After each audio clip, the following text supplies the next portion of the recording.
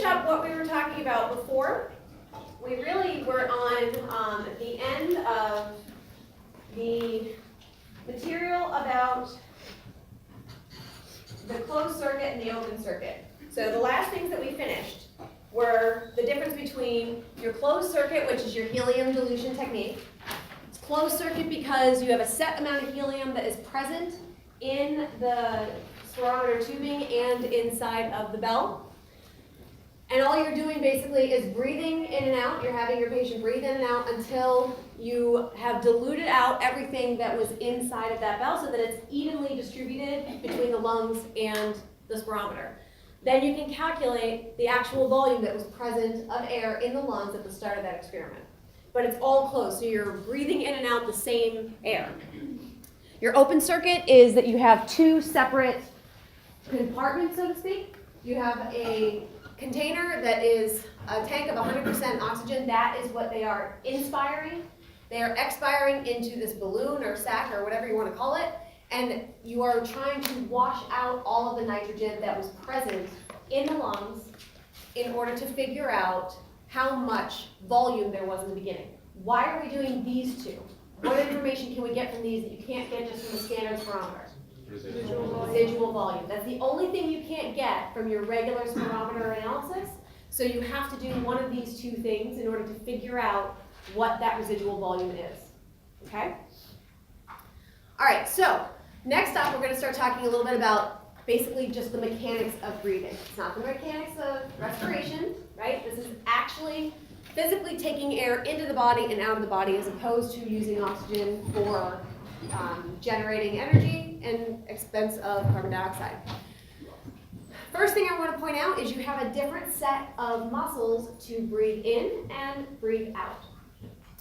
Generally speaking, your inspiratory muscles are going to be your diaphragm, that's the big one, as well as your external intercostal muscles. It's not 100% removing the internal. There's actually a subset of internal intercostal muscles that do have a role in inspiration. Just like when you have forced expiration, there's a subset of external intercostal muscles that contribute to that.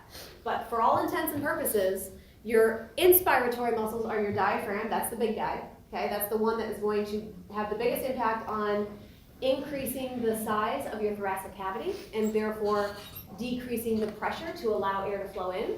And the external intercostal muscles are going to have that role in helping to expand the rostral caudal region, okay? So you're not just going to expand by pulling down on the thoracic cavity to expand it in this direction, you're also going to expand it in this direction, okay? How that's going to happen is you have a set of, well, I'll go back to that in a second. I'll talk about the specific muscles because there's a figure coming up that shows the specific names of the muscles that are involved in this process. So for inspiration, you definitely need to have some kind of contraction, okay? It is skeletal muscle contraction. Your diaphragm is innervated by the phrenic nerve. Now you have two phrenic nerves, so it's going to innervate both sides, okay? That's going to involve action potentials. Without contraction of the diaphragm, you're not going to be able to decrease that pressure inside the alveoli to bring the air in.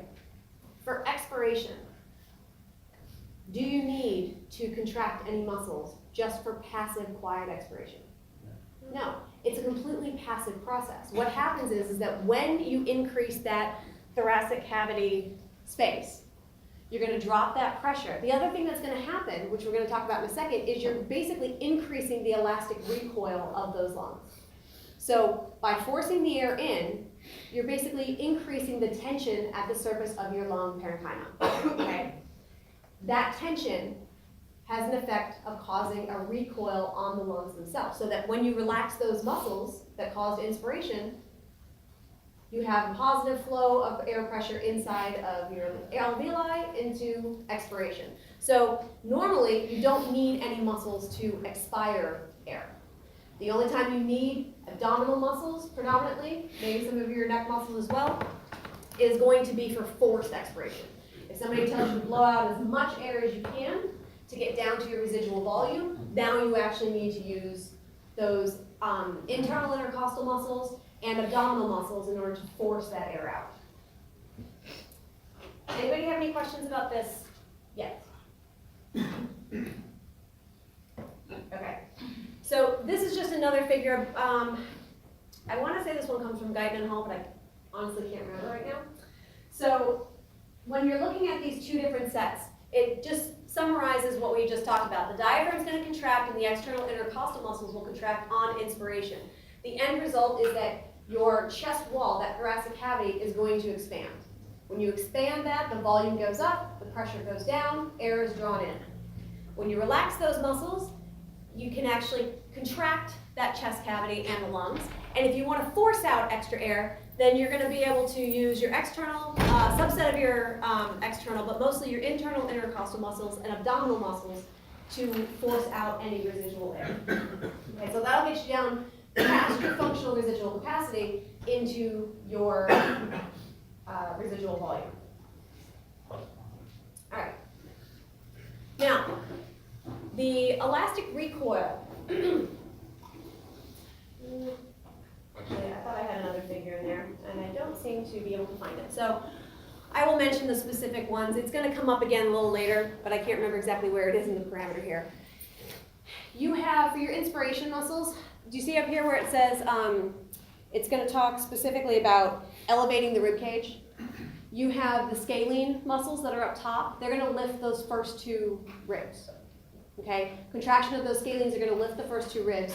Your sternocleidomastoid is going to help to expand the chest cavity by lifting up the sternum. And then you'll be able to use your back and neck muscles as well to try and make your thoracic cavity as large as possible. But that elevated rib cage really is your scalene muscles for lifting the first two ribs, and then the sternocleidomastoid in order to lift the sternum out to increase the capacity from front to back. That figure is in here, it's just not in the order I thought it was in. Okay, so our elastic recoil. I mentioned this already. This is what is basically responsible for allowing you to have a quiet expiration.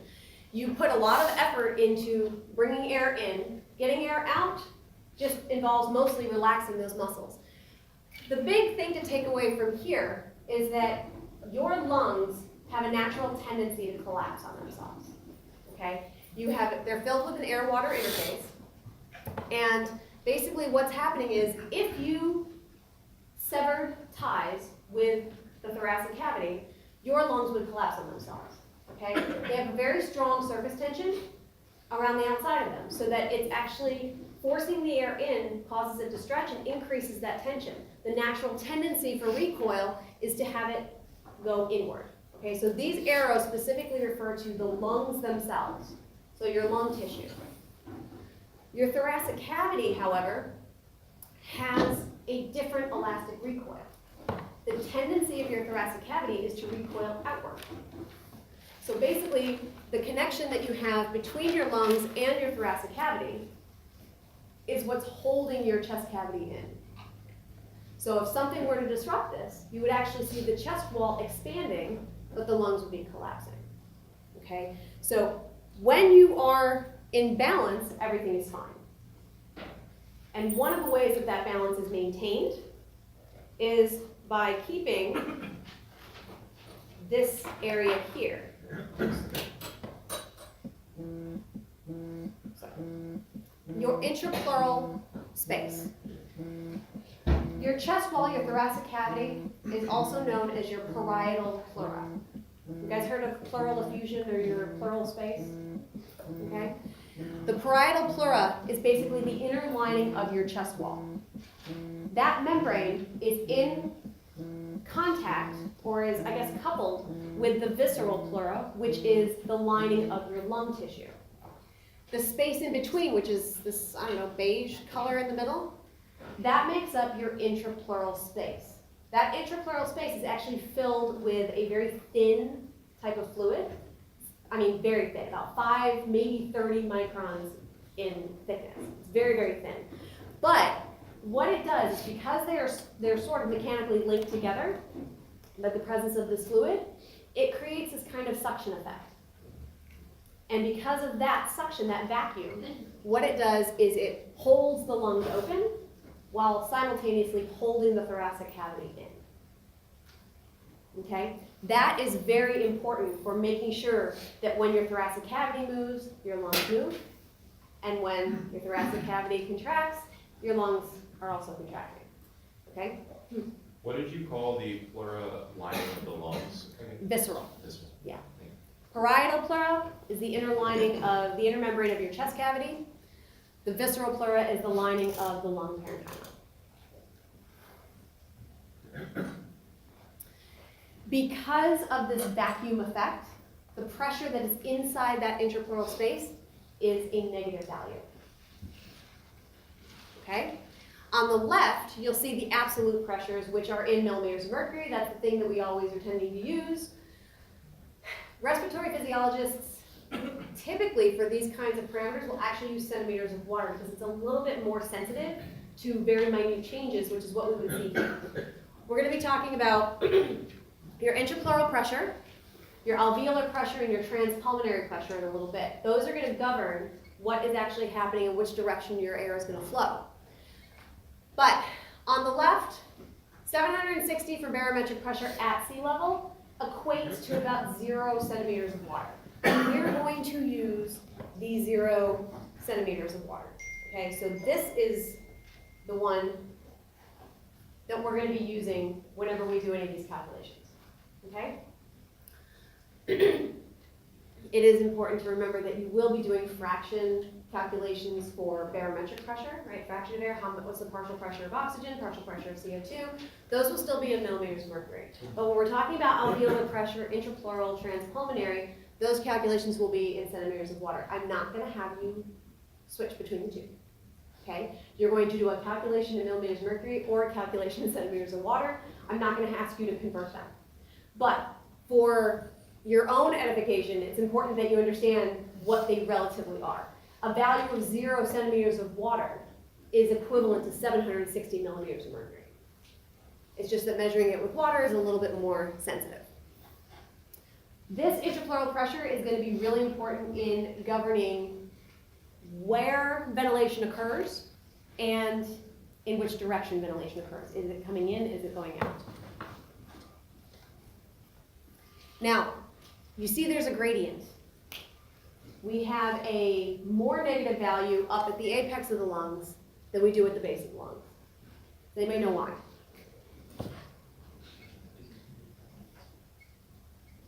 Well, this would be the case for right now. If I were standing on my head, it would be reversed. Gravity. That's basically it. That suction effect of that intrapleural fluid is affected by your position.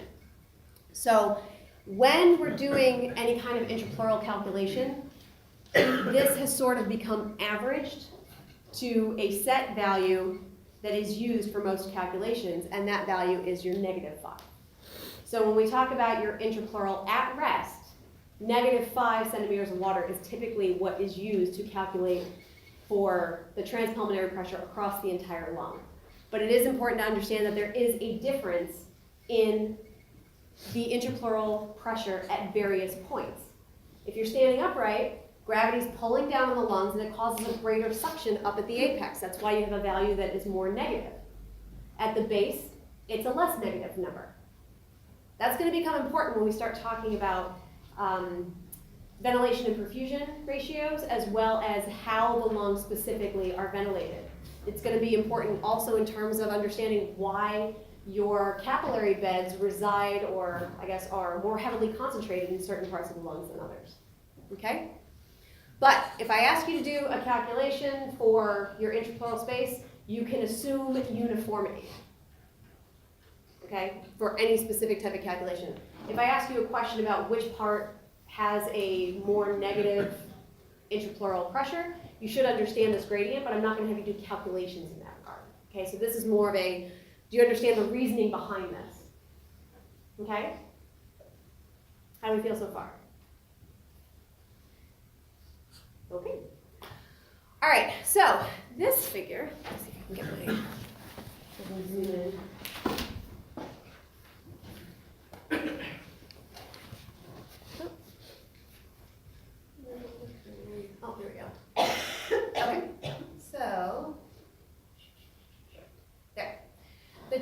transpulmonary pressure that I mentioned before. We were talking about 3 different types of pressure in order to determine which direction air is going to flow. Alveolar pressure is just the pressure inside of the lungs, inside those alveolar spaces. If you are at rest, it's going to be the same as barometric pressure. Those are considered static conditions. The only time you see alveolar pressure change is when air is actually flowing. Okay? Your intrapleural pressure is what we were just talking about. It's the negative pressure that resides in that intrapleural space because of that vacuum holding together those two pleurae. It's always going to be negative. Okay? Your transpulmonary pressure is simply the difference between these two. So if I told you that when air is not moving, your alveolar pressure is going to be the same as barometric, and assuming we're at sea level, what is that value in centimeters of water? 0. 0. Okay? So at rest, static conditions where no air is actually flowing, how are your transpulmonary pressure and your intrapleural pressure related to each other?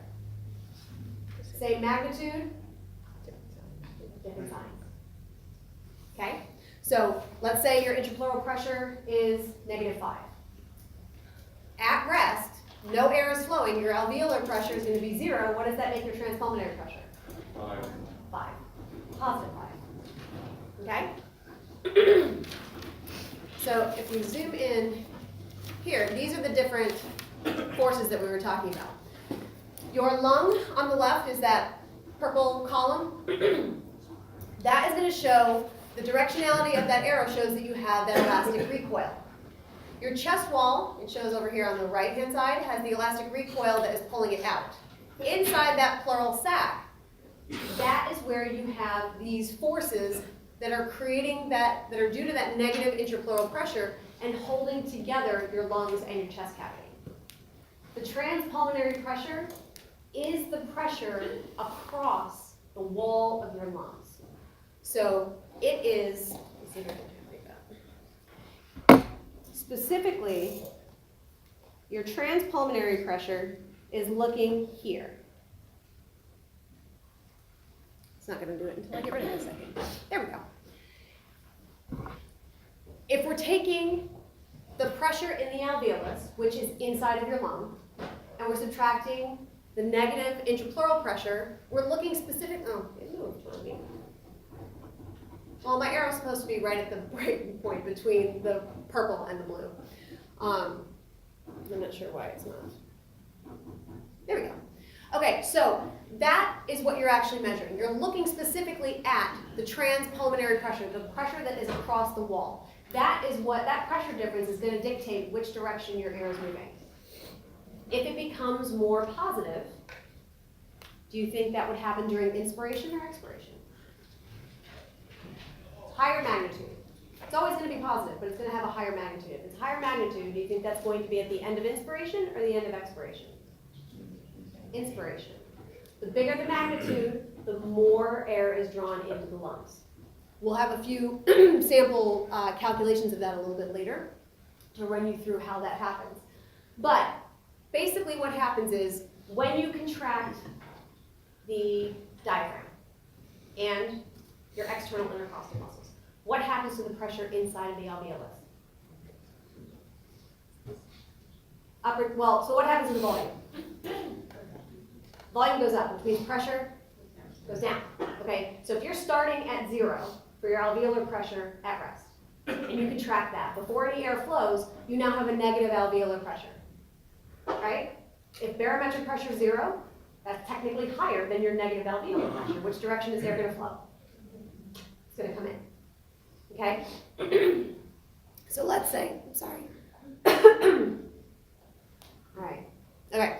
So let's say that starting at 0, you have a drop in your alveolar pressure. And let's say you go down to a value of -1. Okay? So that'll be your PA, capital, right? Little a is your arterial, capital A is your alveolar pressure. And we'll say that that'll be -1 at inspiration. Okay? What happens if your intrapleural pressure is -5? What does that mean for your transpulmonary pressure? What is that? Positive?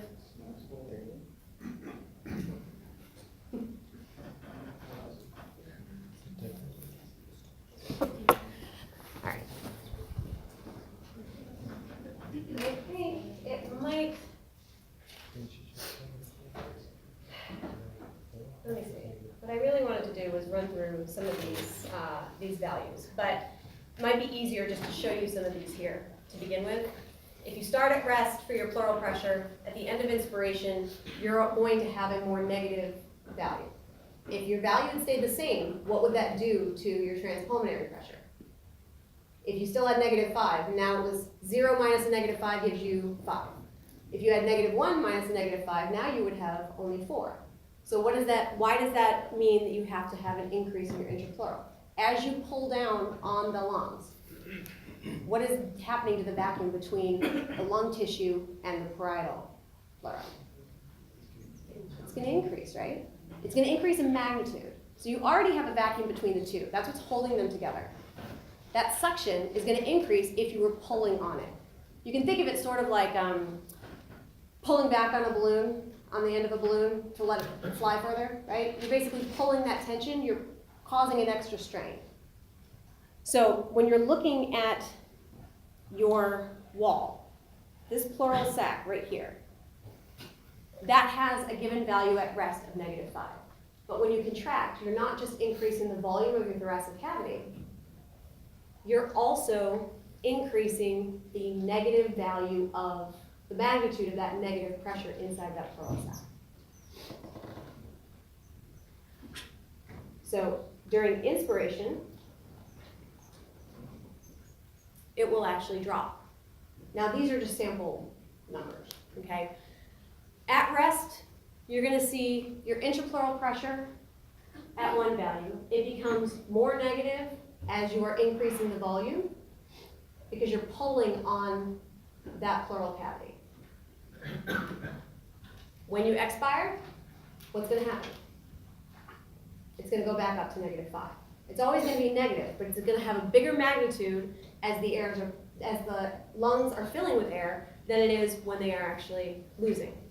The alveolar pressure, you have that negative value that we saw when you actually take air in, because from 0 to -1 is what's going to get your air to flow. When you relax that muscle, right, your diaphragm, you relax that, what happens to the volume in the chest cavity, in your thoracic cavity?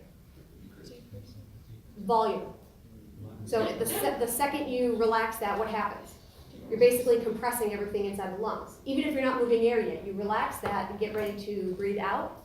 The intrapleural space is going to go back up to its normal value because it's no longer creating this greater suction by being pulled down by the diaphragm.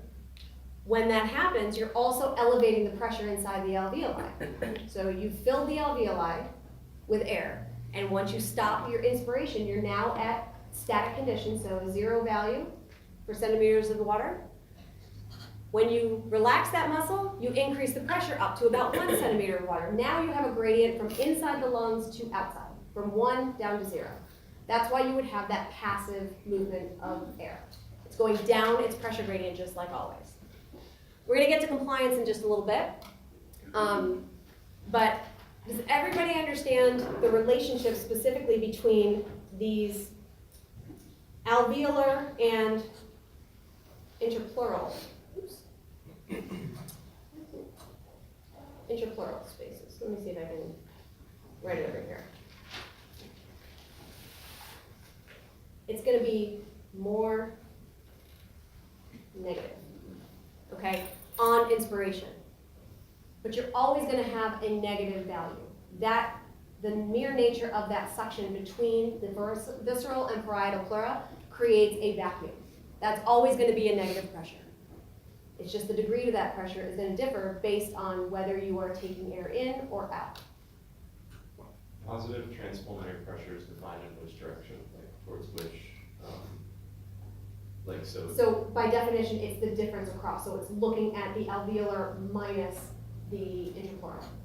Okay, so there is no, like the forces, there's no positive and negative direction with the difference in that pressure. Because like, if that's like -4, like it says negative interpleural pressure, so I'm like wondering if there's a directionality to the pressure. Oh, so, yeah, so the more positive value would be on your alveolar side, your interpleural would be more negative, you're subtracting the two of them, right? So your negative one would tend to, a negative pressure tends to draw stuff to it, right? So that's one thing where, when we talked about capillary dynamics, do you guys remember we said that in general terms, your hydrostatic pressure is going to try to push fluid away, your colloid osmotic is going to bring fluid in. What happens if your hydrostatic pressure is negative? Is it still going to push fluid away from itself? No. You have to pay attention to the sign of it. For positive values, a positive hydrostatic pressure would tend to push fluid to be filtered. If you had a negative value, it would actually pull fluid toward it. That's basically what's happening here. That negative pressure inside the interpleural space is pulling air into the lungs. It's basically creating that suction and pulling on air from the mouth down through into the alveoli. Okay? So we're going to talk about the specific pressures, I think on Thursday we'll probably get to that, where we talk about the different types of pressures and capillary dynamics in the pulmonary system. So this is going to come into play again. Specifically, how do we avoid pulmonary edema under normal circumstances? All right, so if you were to look at this relationship, it's a little difficult to see unless you actually want to measure. But if you wanted to compare this transpulmonary pressure and this transpulmonary pressure, which one is greater? Red or blue? Red. Okay? It's a little bit bigger. It's a little bit wider. That transpulmonary pressure, that's a visual representation to show that as you increase that transpulmonary pressure, you are increasing the volume of air inside your lungs. The bigger the transpulmonary pressure, the more air is coming in. As your transpulmonary pressure starts to decrease, the lung volume is what's decreasing.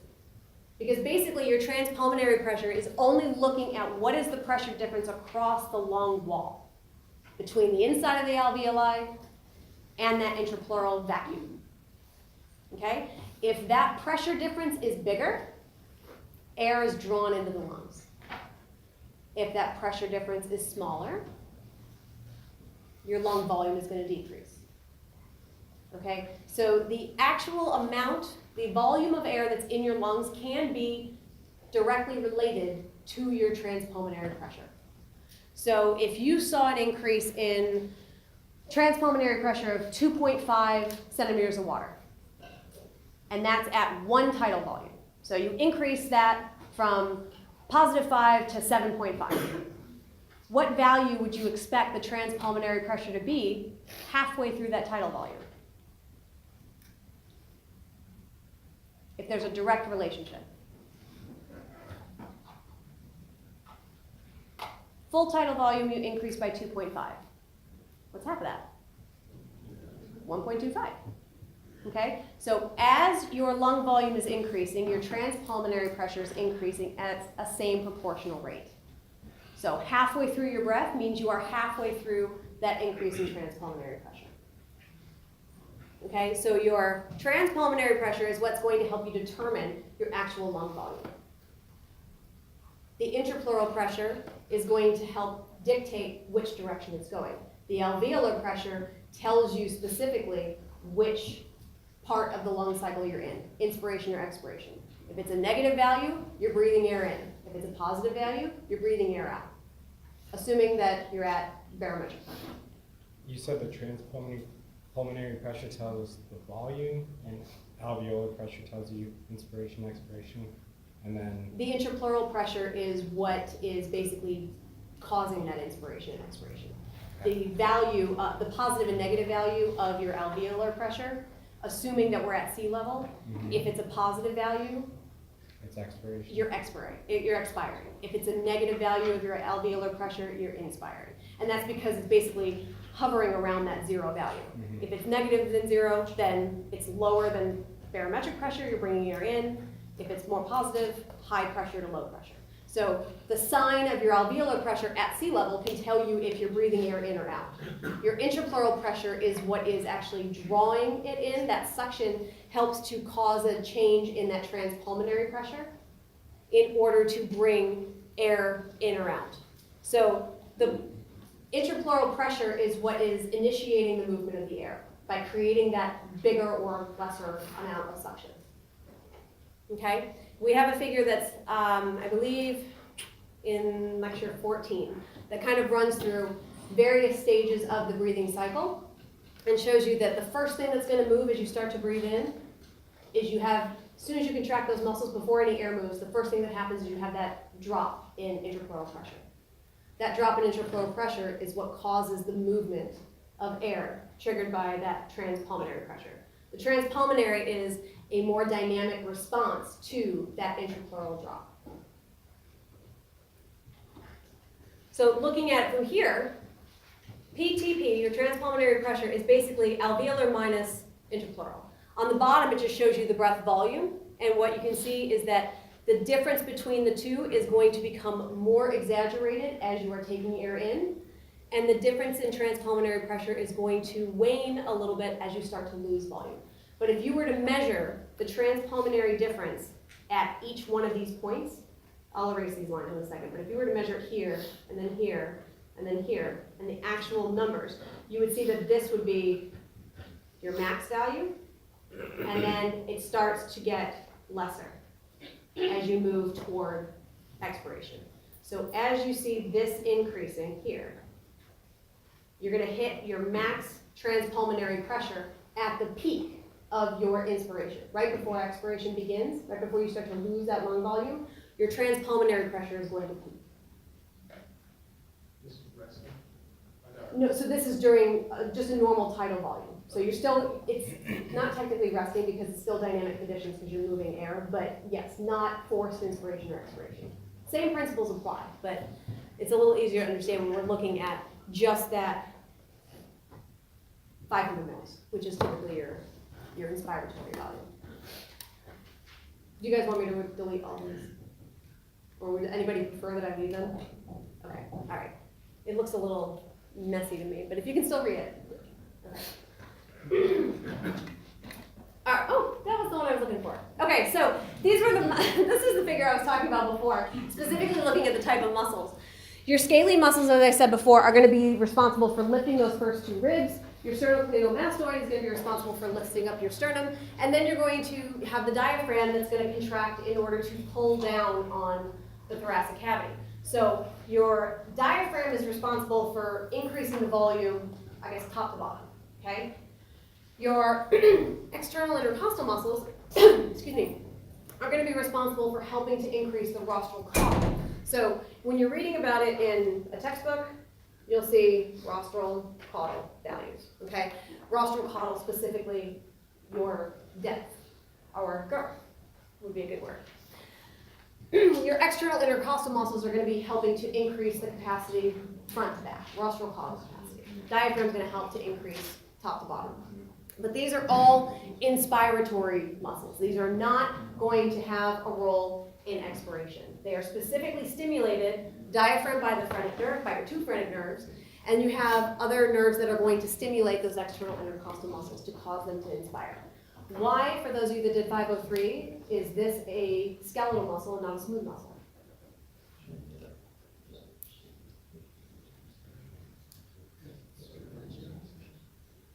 Can you decide when to breathe?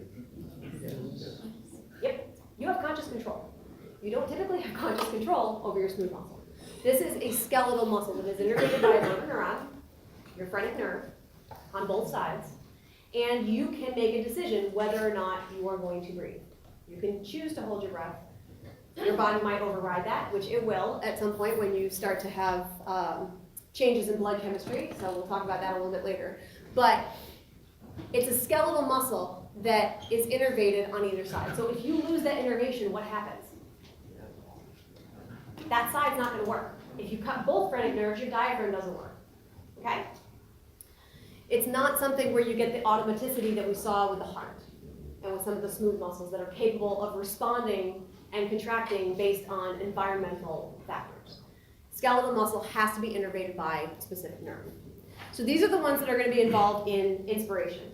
Expiration is almost always passive unless you decide to force it out, or unless you have some kind of condition that means that your normal tidal volume is less.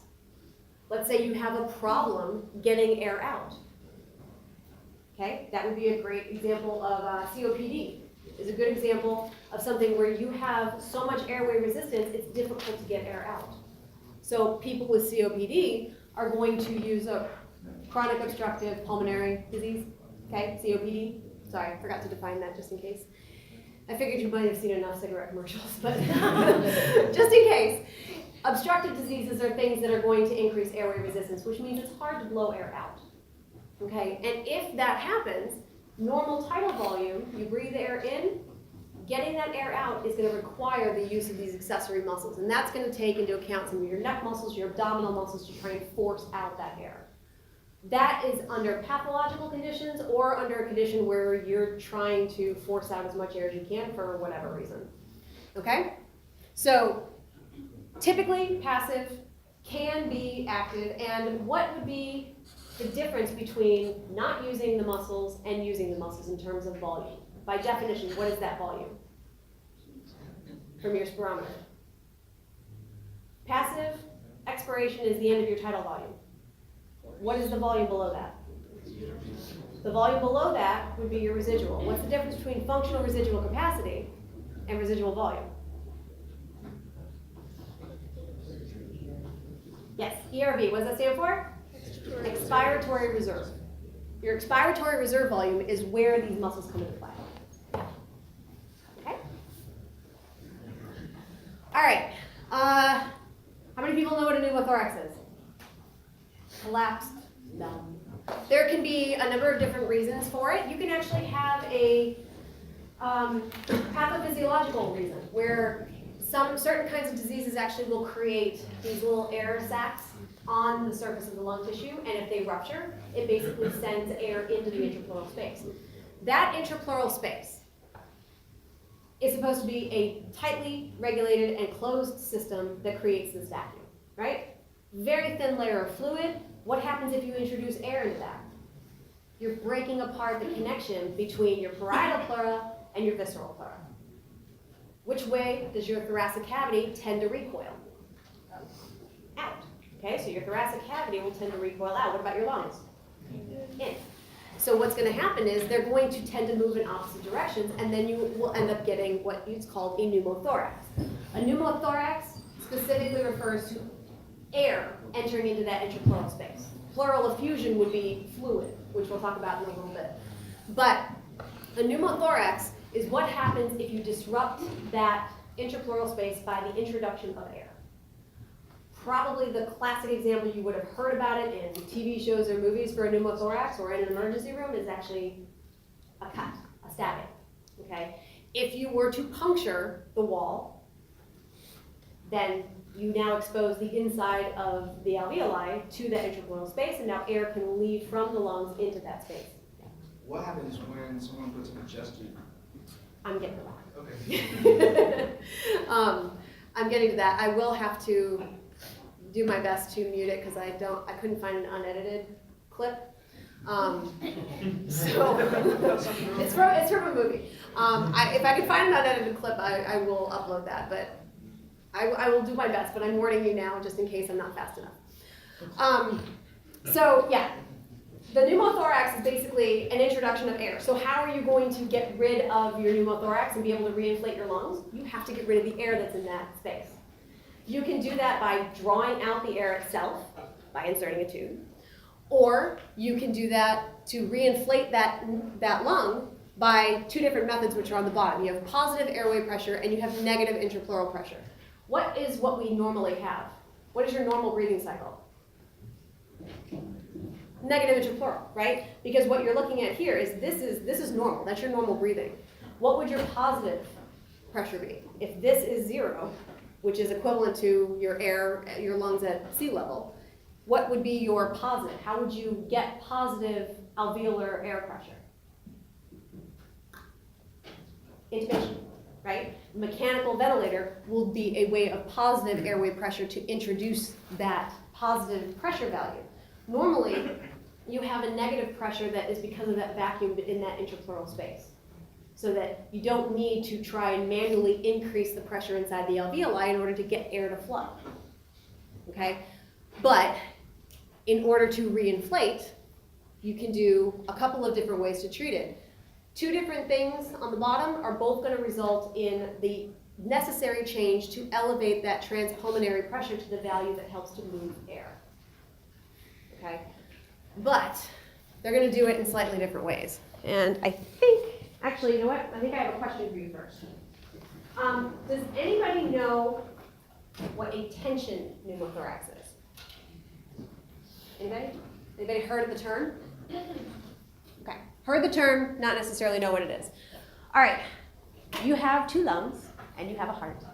What happens if you have air entering in on one side of your lungs? What happens to that lung as it starts to collapse and that air increases? What happens to that physical organ?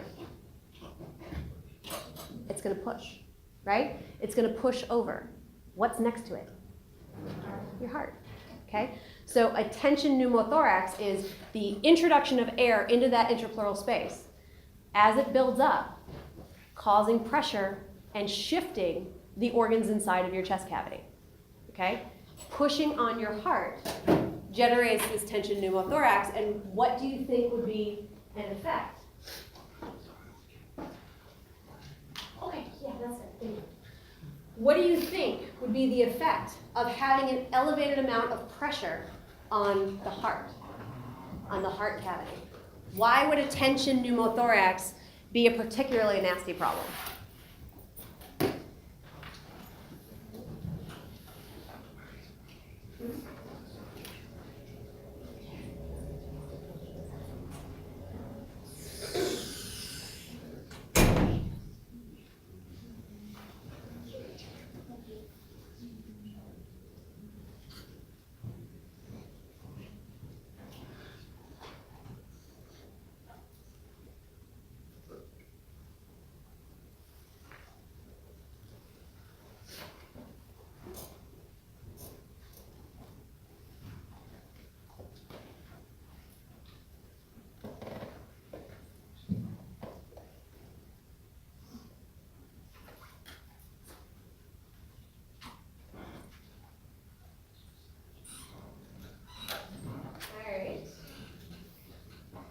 I'm going to stop you guys in a second. All right, so let's see what we got here.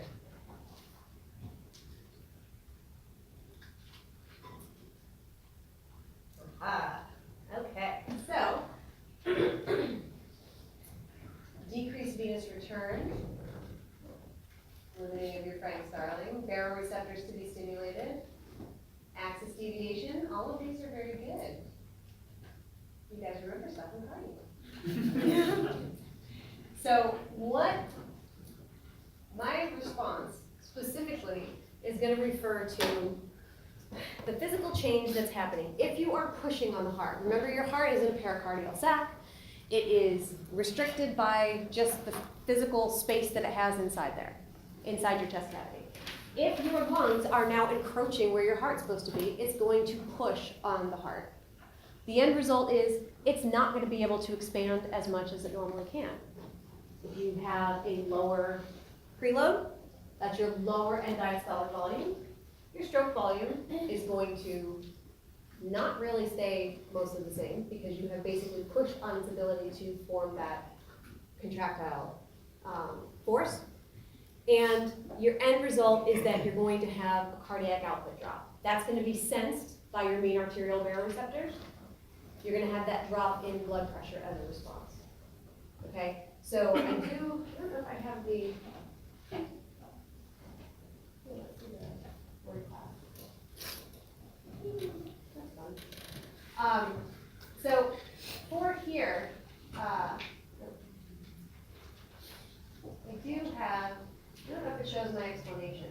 I put an explanation on it, so if you go back and you do review it later on. It walks you through exactly what's happening. But your tension pneumothorax is basically causing a precipitous drop in blood pressure as a result of physical compression of the heart and encroaching on the heart's ability to expand and therefore generate its normal stroke volume. After stroke volume drops, what happens? If stroke volume drops, how would you normally calculate cardiac output using stroke volume? Heart rate. So if your stroke volume drops, your cardiac output drops, what's your body going to do to try and respond? Increase heart rate. Okay? So you will get reflexive tachycardia and tachypnea in order to try and bring your heart rate back up. Tachypnea is just rapid breathing. Okay? How would tachypnea affect the collapsed lungs, like progression as a disease? So if it depends on the cause of it. So if it's one lung that's collapsed, then you're going to have the other lung will continue to be inflated, but it will exacerbate that problem as long as you still have an exit route for that. But your body can also respond by causing constriction of the bronchi to prevent some of the air from going that way. So that'll actually get into our ventilation perfusion compensation, which is coming up later. But the dilation or the constriction of the airways themselves can respond to the fact that you have a problem on one side. So you can sort of minimize it, but it won't go away until you fix that problem. That's a good question. All right. So here's so anybody who has seen this movie from forever ago, I hope you can actually hear it. I don't know if it's a problem with sound in general or if it's just a problem with microphones. If it's a problem with sound, then this is going to be a moot point, in which case I will stop playing it. But this shows an example from a clip from a movie that walks you through. Hey, Yeah. we made the right choice today, comrade. You stop with that shrine shit. Everything's gonna be okay. I know so. We're getting out of here. Guys, Oh, you just got shot.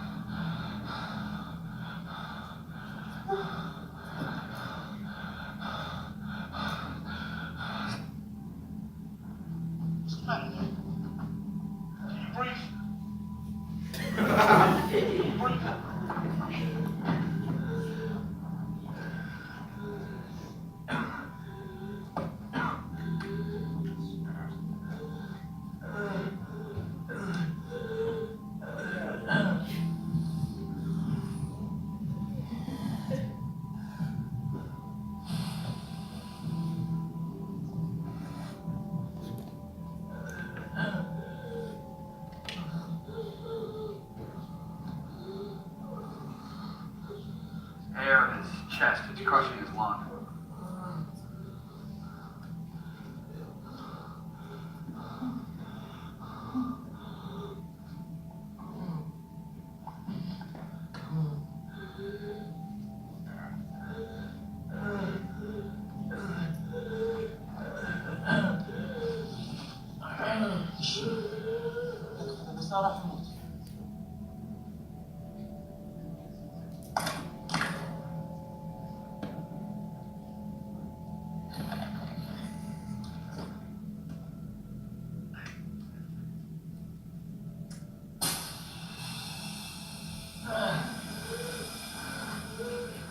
Does that feel better, man?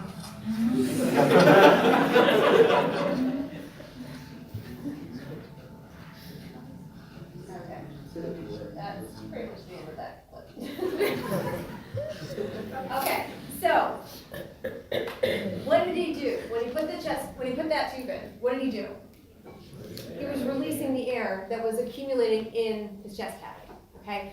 Now that actually served a couple of different purposes. I guess there was a little extra on this, but the last part is he basically says you're going to have to turn this little valve every hour or so, or every couple of hours, every few minutes during the hour, in order to release that pressure, because it's going to continue to build up until that wound gets fixed. So, of course, that adds intrigue and tension later on when he can't actually get his hands to it for a reason. So, it's an interesting little bit from a movie that shows you a way that you can treat something like that to allow the lung to reinflate by removing the object that is causing the problem, removing that air, okay? But if they don't fix the hole, he's gonna basically have to do that all the time, which obviously is not very correct.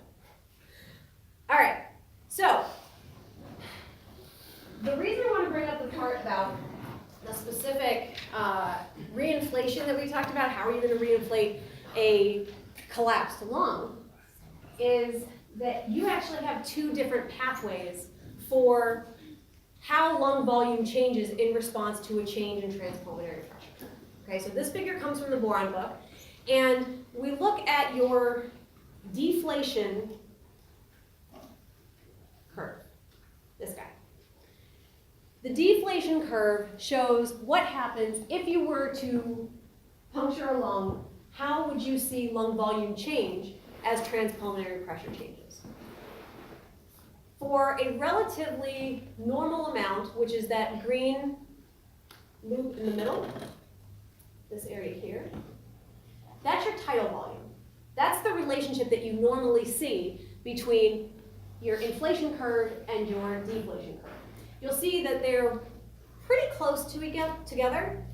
Normally, that loop itself, there's not a big change in the amount of pressure that you need to inflate the lungs versus the amount of pressure that you would have to deflate the lungs.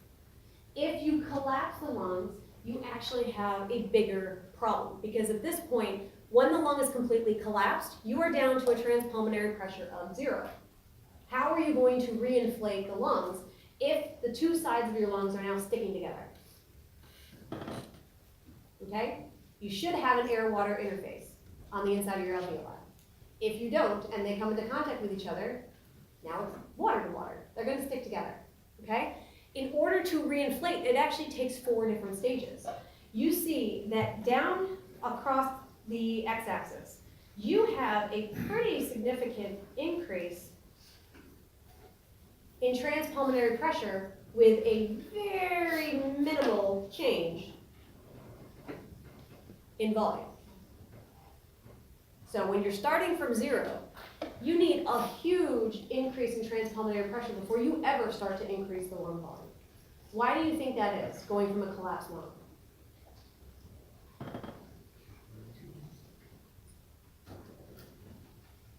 Capillary forces, the water just sticks. That's basically it, yeah. They are sticking together. It is harder to force air in to separate that attractive water-to-water force of the two neighboring sides of that alveolus.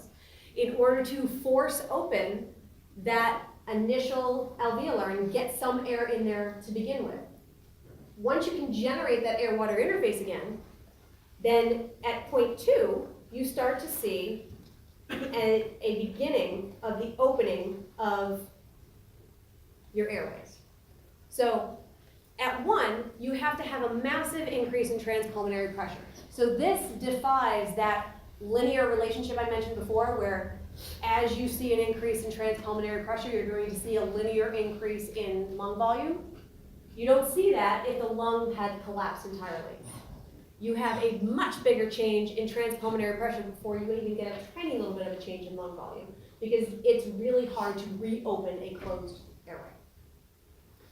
Point 2 is when you start having your airways actually open, and 3 shows what is actually the normal value that you would find, that linear relationship.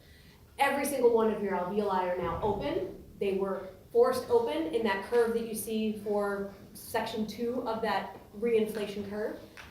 3 is that linear relationship we already talked about. You have a set increase in transpulmonary pressure, and that increase equates to a specific increase in lung volume value. 4 is where you start to see it tapering off at very high transpulmonary pressures and also max lung volumes. Why? Your compliance is going to decrease. You're going to decrease the ability to stretch. You're at your 100% lung volume. Okay? So you're not going to see a further increase in transpulmonary pressure isn't really going to have much of an effect on lung volume, because basically you're tapped out. Okay? So the 4 stages of reinflating a collapsed lung requires an initial push. Massive increase, comparatively speaking, massive increase in transpulmonary pressure just to open up those closed airways. Once they have all opened, in stage 2, stage 3 is where you start to see that linear increase in lung volume. Basically, all your airways are open, now they're just being able to expand and fill. And then 4 is at that point where you hit that maximum value. Normally, that green little loop is where you live. Okay? And you're hovering around your FRC up about 500 mils per quiet inspiration and quiet expiration. That's your tidal volume. Okay? So it shows how your tidal volume would relate to the actual trajectory that you would see for transpulmonary pressure as it relates to lung volume, and how that happens if you had a completely full lung and you deflated it all the way down to 0. It's easier to deflate, right? You already filled. You actually will see that linear relationship between transpulmonary pressure and lung volume on the latter portion as you start to get rid of all of the excess air until you completely collapse. Reinflating is very, very difficult. What did you say FRC stands for, Tim? Functional residual capacity. That is the air that is in your lungs, that is your residual volume plus your expiratory reserve volume. Basically, every time you just expire a quiet breath, that's your FRC. The difference between these inflation and deflation curves is called hysteresis. That's the term for the difference that you see in lung volume in transpulmonary pressure to achieve a specific lung volume, based on whether you are deflating or trying to inflate a previously collapsed lung. Because if you want to hit that same value at your FRC, so you want to hit that 50% lung volume, if you are deflating, it's already been previously filled, we're looking at a value of positive 4 or so centimeters of water. If that lung had been collapsed, in order to get to that value, and you're trying to reinflate it, now you're looking at needing a transpulmonary pressure of about 12. So different requirements of that transpulmonary pressure to achieve the exact same lung volume based on whether or not you were trying to reinflate something that's already collapsed. And the reason for that is because of the severe increase in surface tension that you basically lose when you no longer have that air-water interface. Okay? Your normal breathing cycle, much less hysteresis. You still see it because you're still inflating and deflating, but it's much, much less when you haven't completely collapsed your lung. All right, so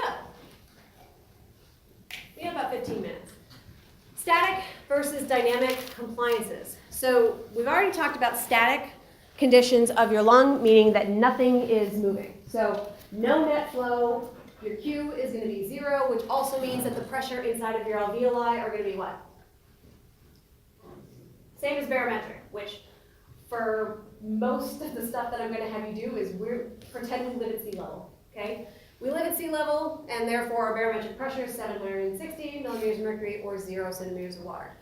Dynamic means that you actually have flow either going in or out, and things get a little wonky when we start talking about the relationship between the pressures inside the alveoli as relates to the transpulmonary pressure under dynamic conditions. But you still have the same basic ratio. That Ohm's law is still going to play a role, okay? The compliance has 2 different functions, or 2 different components, really. You're looking at the elasticity of the lung tissue itself, because the lungs do have elastin. They have elastic tissue within them to allow it to be able to stretch, and that will become important in just a little bit when we talk about emphysema. But you also have to take into account the surface tension. So this is showing, I think this one's from the Guyton book. This is showing the lung volume change, and it's showing actually the pleural pressure, but this is what the same shape that we saw on that little green curve before for your tidal volume, okay? You're typically not going to have a big change in the trajectory of each of these curves. You will have a little bit because it's the difference in the pressures that are required to lose air versus gain air. Okay, if you were to take the lungs and fill it with a fluid, you'll see a change in that coming up in a little bit. But if we're going to look at lung compliance, normal is in red, fibrosis, so pulmonary fibrosis is in green, and emphysema is in blue. We're looking at pressure on the x-axis and volume on the y-axis. Does anybody know what pulmonary fibrosis is? Anybody know what fibrosis is in general?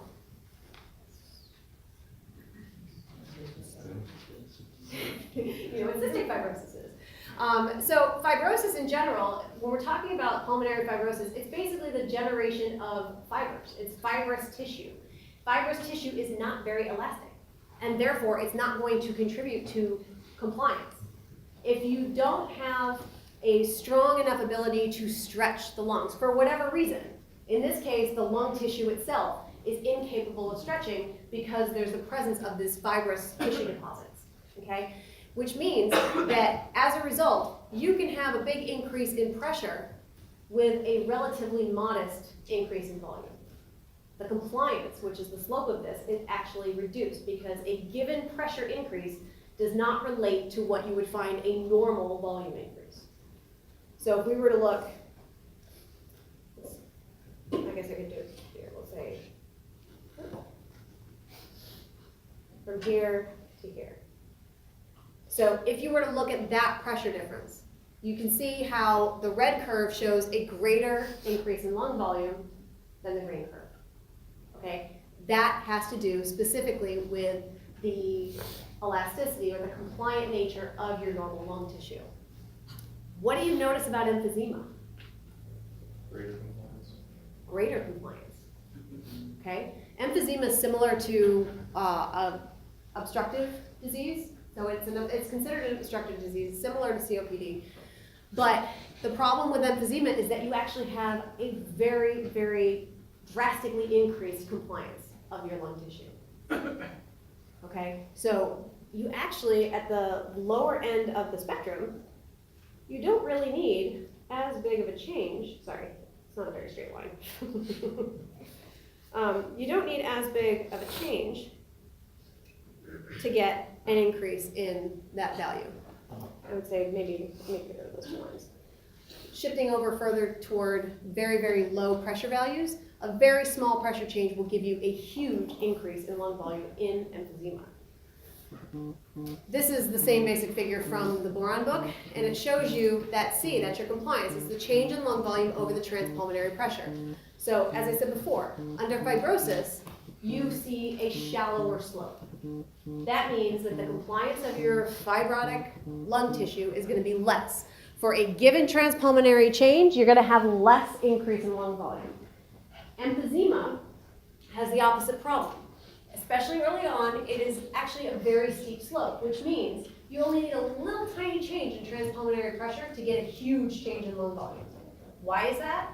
Because you basically have lost the elasticity of the lungs. So what typically causes emphysema in the majority of people that have it? Smoking, okay? What happens when you are smoking? When you're taking in chemicals, materials that your body recognizes as foreign.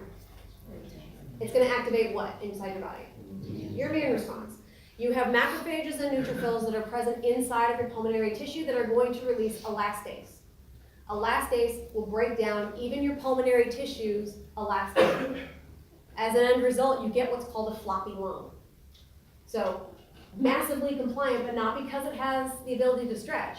It's because it's basically lost all ability to stretch, so it's lost its elastic recoil, which means that there isn't really anything to oppose its ability to change volume at very low pressures.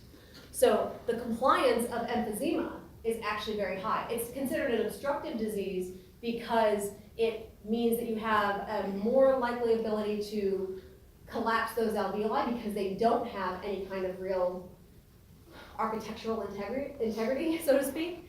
When you blow out, they're more likely to collapse. So So like, do they have like trouble expiring when you have it? Yeah, so we're actually gonna cover, this in lecture 14, restricted versus obstructed diseases. But obstructed diseases have difficulty blowing air out. And because what would happen here is you have no problem really bringing it in unless you've actually collapsed some of those alveoli. But blowing it out, you have an increased chance that they're gonna collapse on each other because you have lost that compliant, you've lost that presence of elastin that contributes to that elastic recoil and provides structural integrity to the lung parenchyma. So normal tissue in the middle, fibrosis shows a more shallow slope, less compliance, difficult to inflate, whereas emphysema is much more compliant, it's very easy to inflate, okay? All right, lung compliance as it relates to surface tension. Your water molecules are going to be attracted to each other. And if you didn't have something to be able to prevent them from creating very strong surface tension, it would cause your alveoli to collapse. This is going to be prevented in part by surfactant. So just a quick review of chemistry. If you have a water molecule that is down below in the surface, in the body of your, it's not letting me drop, there we go. It has attractive forces all the way around, right? Because it's completely surrounded by water molecules. When you're looking at the one that is at that air-water interface, however, it has forces that will be on all sides except for the top, because now it's in contact with air. As a result, the net force, attractive force, is actually going to pull it down to dive into the bulk of that water, okay? So because there's no net force on the one on the bottom, but there is that net force on the top, the surface molecules of water at that air-water interface are going to tend to dive into the bulk. And because of that, what's going to happen to the forces on these two neighboring ones? It's going to become stronger, they're going to pull toward each other. The tendency is to strengthen that signal that is happening at that air-water interface as those molecules are diving further into the depths of the water layer. So that's how you get surface tension. That's why all of your drops are round. This one is showing from a different perspective, looking at the bubble there is actually like your air bubble. You can think of that as your alveolus. And the tension of water on the outside, that surface tension's in green. There is a specific value of pressure inside of that alveolus that is required to keep that bubble open. How are we going to keep that alveolus open? We have to counteract the fact that the surface tension is trying to cause it to recoil on itself. So when you have your air-water interface, molecules are going to cover that alveolar surface. You have the surface tension that's going to be generated between all those molecules, and that results in that inward recoil, okay? It's going to tend to want to cause that alveolus to collapse. And that is effectively part of what you see with this difference in compliance that you would find if you had air inside of the lungs. You see that bigger hysteresis because of the difference in inflating and deflating in the presence of the possibility of collapsing an alveolus versus saline. There isn't really much of a difference. There's almost no hysteresis because there's no air-water interface. Inflating and deflating the lungs, basically the same amount of effort. All right, we only have a couple more slides and 4 more minutes. Yes? Yeah. Where's the hysteresis? Is it between the Oh, hysteresis by definition is this space. That's your hysteresis. So you can see that it's much smaller on the saline film one. Okay. Laplace's law basically takes into account the relationship between the pressure that's required to keep that air bubble open and the surface tension that you have all along that air-water interface. Now, you do have to pay attention to the radius because it turns out that if you have a smaller radius, you actually have a higher pressure necessary to keep it open. It is more likely to collapse in on itself as the radius goes down than you would find if you had a very large radius. Okay, so the relationship between your surface tension and your pressure and your radius basically says that whatever that surface tension is, there's an inverse relationship between the radius of that bubble or that alveolus and the amount of pressure required to keep it open. So if you were to do an experiment where you had a valve to connect 2 different balloons, So one that has a larger radius, one that has a smaller radius, and you have relatively low pressure and a high pressure that's in response to the different radii. Okay? Because the surface tension is about the same. But if you were to calculate the pressure, it's 2T over R, right? So if your surface tension, because the air-water interface is the same, so the surface tension will be the same. The only thing that changes is the radius.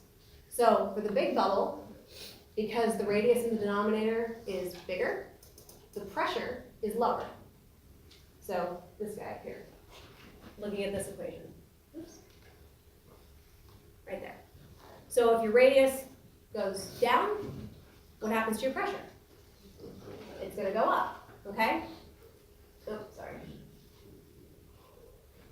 So you can see the calculation here. We have low pressure of 14 and a high pressure on 28. What happens if you open up that valve? Air is going to flow from what pressure to which one? High to low, okay? That's why your smaller radii, alveoli, if they're next to one that is larger, air is tending to vacate the smaller one in favor of the larger one. Now this will only happen to a certain degree, because we'll talk about it in, I think, lecture 13 or 14. All of your alveoli they have what's called mechanical tethering. They are actually tethered to each other that helps prevent the smaller alveoli from collapsing. So it's not an all or none effect. There are systems in place to prevent the smaller alveoli from collapsing every time you have a difference in ventilation. But this relationship is what would be the cause for it, because a change in radius at a given surface tension means there's now a bigger pressure gradient. That's why the smaller ones tend to collapse. Surfactant, really quickly, this is the last bit. It's detergent-like. It has a hydrophobic tail, so that hydrophobic tail specifically seeks out non-water space, which would be your air-water interface, so it can insert itself into that air-water interface. And basically what it does is it breaks apart that surface tension by disrupting the neighboring communication between those water molecules. So the presence of surfactant helps to minimize the generation of that surface tension so that you can get more equitable ventilation to small and large alveoli. If you lose surfactant, you're going to have a bigger increase in surface tension and therefore a higher pressure to try and inflate this lung. That's what you see in infant respiratory distress syndrome. Loss of pulmonary surfactant from those type 2 alveolar pneumocytes makes it harder to inflate. Okay, that's it. Thank you guys for bearing with me without having a microphone.